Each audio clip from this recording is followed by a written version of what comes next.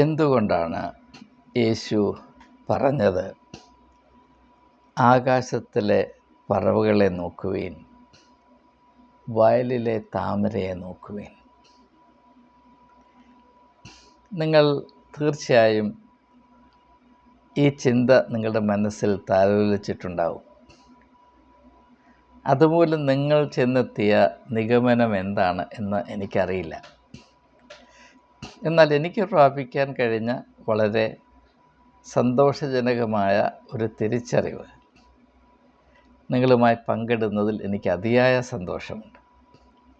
അതിലേക്ക് ഏവരെയും സസ്നേഹം സ്വാഗതം ചെയ്യുന്നു.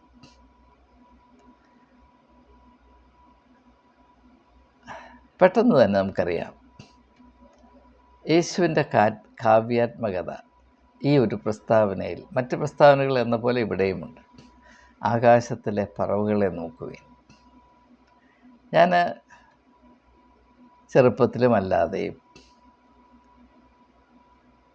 ആകാശവിതാനങ്ങളിൽ പക്ഷികൾ ചിറകടിച്ച് പറന്നു പോകുന്നത് വളരെ കൗതുകത്തോടെ നിർനിമേഷം നോക്കി നിന്നിട്ടുണ്ട്.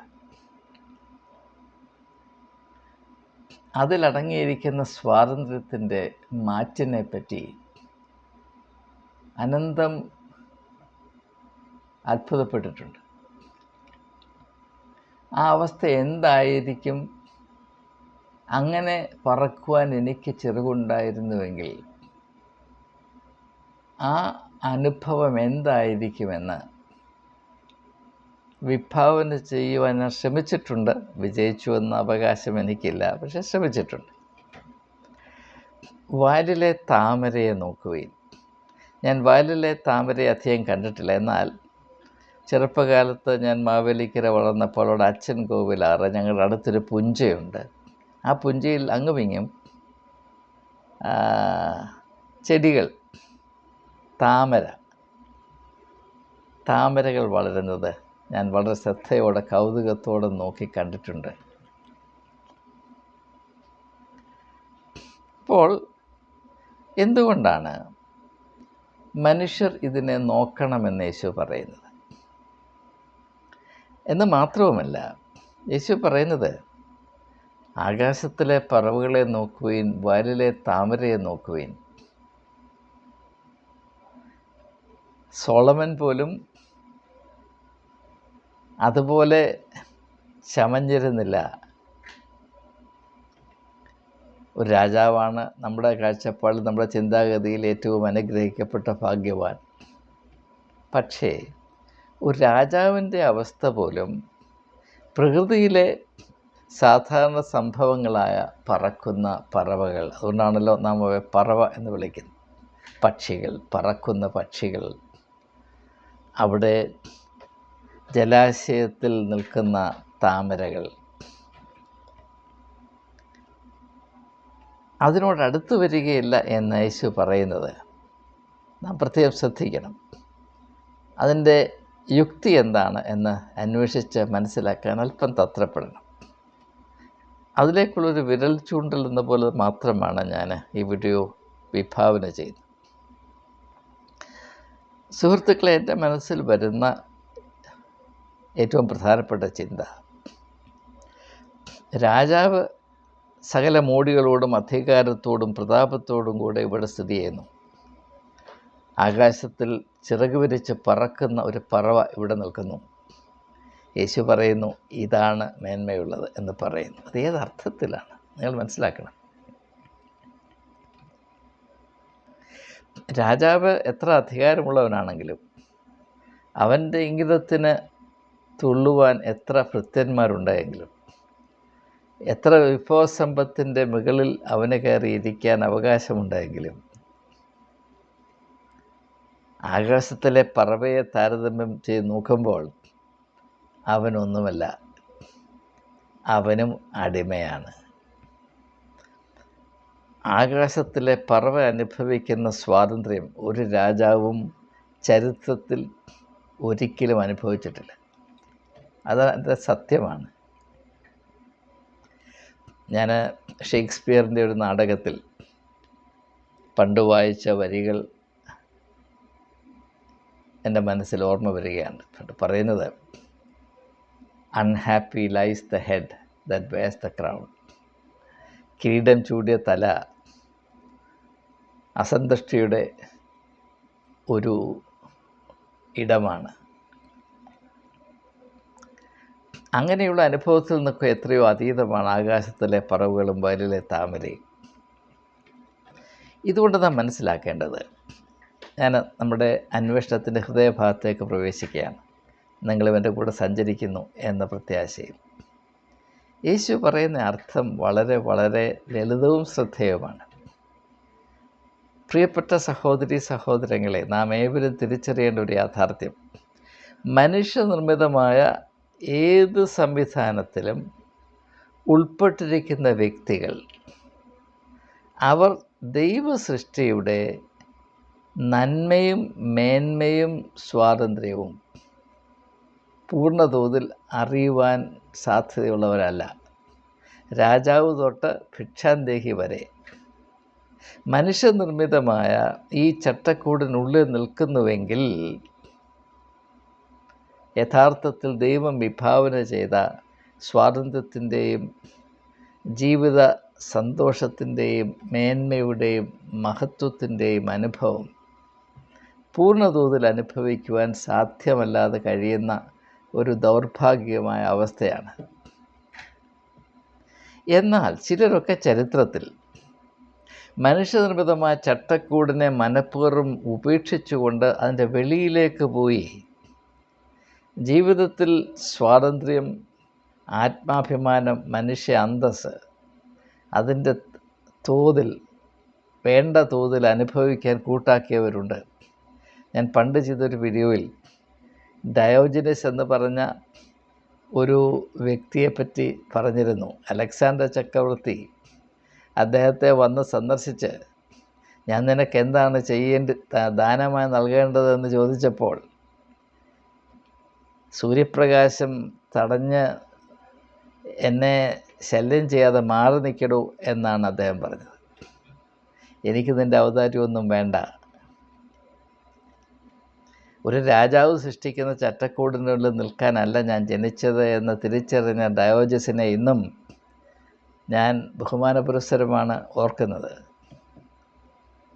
മനുഷ്യത്വത്തിൻ്റെ സാധ്യത, മനുഷ്യത്വത്തിൻ്റെ മൂർച്ച, മനുഷ്യത്വത്തിൻ്റെ മാഹാത്മ്യം തിരിച്ചറിയാൻ, എല്ലാം വലിച്ചെറിഞ്ഞ് ഈ ചട്ടക്കൂടിന് വെളിയിലേക്ക് പോകുവാൻ ധൈര്യം കാണിച്ച ആ വ്യക്തി, ഡയോജനസ് എന്ന് പറഞ്ഞ പേര് എനിക്കെന്നും പ്രചോദനം നൽകിയിട്ടുണ്ട്. അത് തന്നെയാണ് യേശുവിൽ നാം കാണുന്നതെന്ന് മനസ്സിലാക്കുക.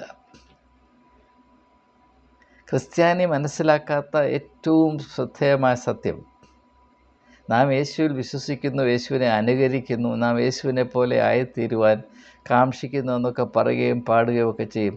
യേശുവെ പോലെ ആകുവാൻ, യേശുവിൻ വാക്കു കേൾക്കുവാൻ, യേശുവെ നോക്കി ജീവിപ്പാൻ, ഇവയെ കാക്ഷിക്കുന്നു ഞാൻ. റിയലി സത്യസന്ധമായിട്ടാണോ നാം പാടുന്നത്? പാടുന്നതിൻ്റെ അർത്ഥം പറഞ്ഞുകൊണ്ടാണ് പാടുന്നത്? ഒരിക്കലുമല്ല. യേശു എന്താണ് ചെയ്തത്? നിലവിലിരുന്ന ചട്ടക്കൂടുകളുടെ വെളിയിൽ പോയി.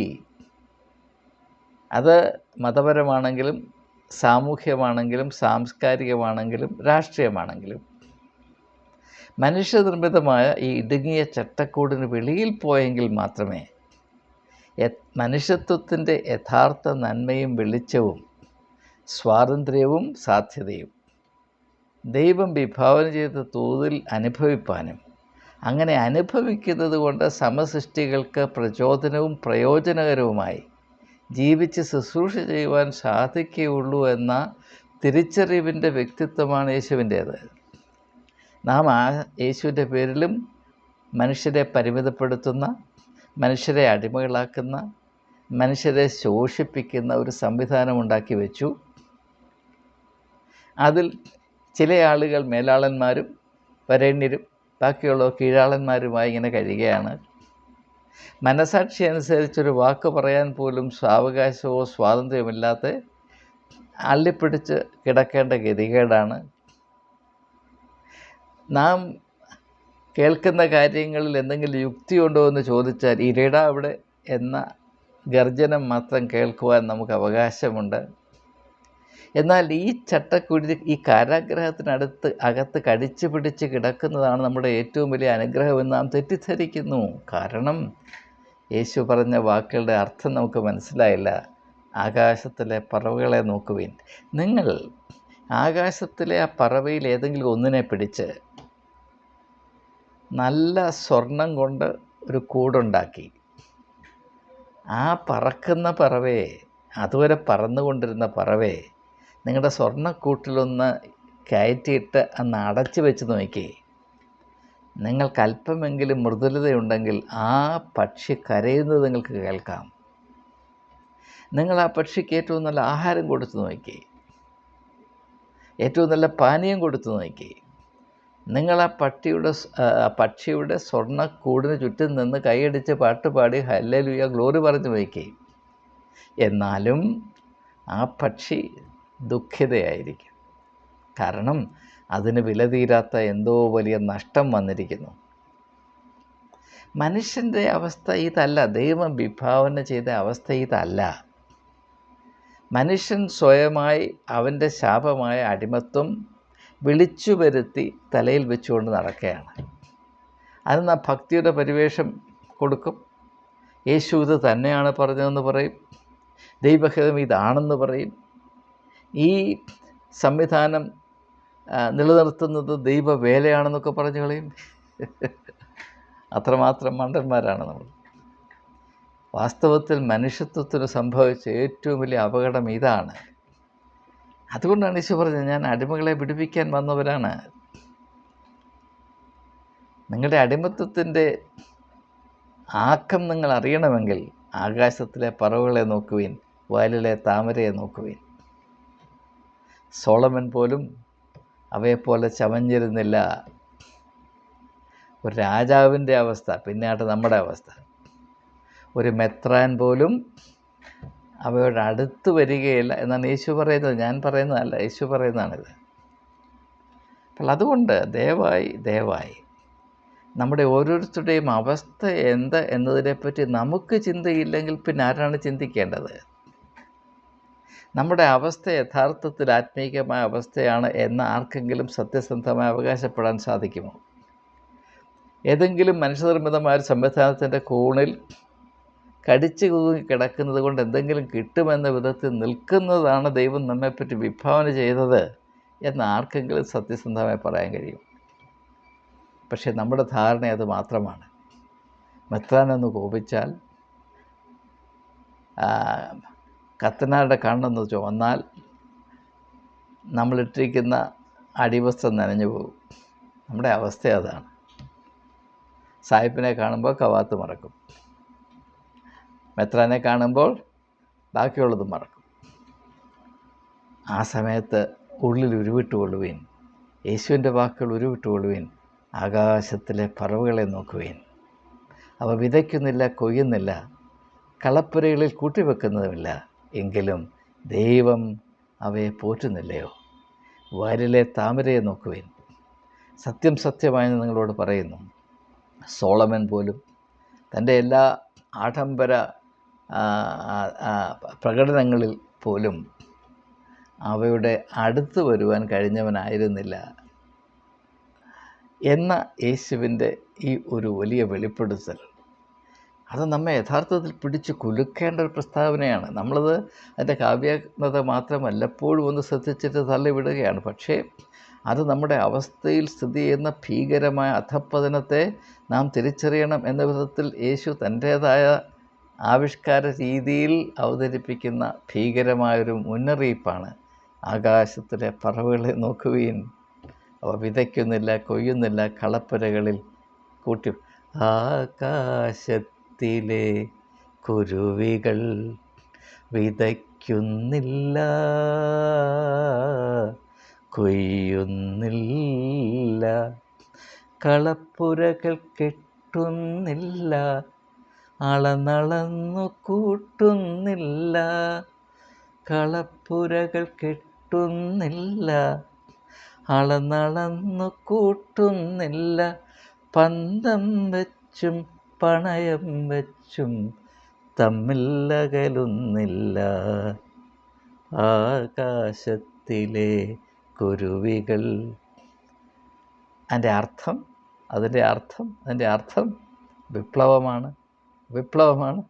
ആകാശത്തിലെ പറവകളെ നിങ്ങൾ മനസ്സിൻ്റെ കണ്ണുകൊണ്ട്, ആത്മാവിൻ്റെ കണ്ണുകൊണ്ട് കണ്ടാൽ അതിൻ്റെ പരിണിത ഫലം ഒരു വിപ്ലവമായിരിക്കും എന്ന് മാത്രം സൂചിപ്പിച്ചുകൊണ്ട് ഈ ഉള്ളവൻ തൽക്കാലം ഉപസംഹരിക്കുന്നു. അന്വേഷിപ്പീൻ, കണ്ടെത്തും. ഏവർക്കും സ്വാഗതം.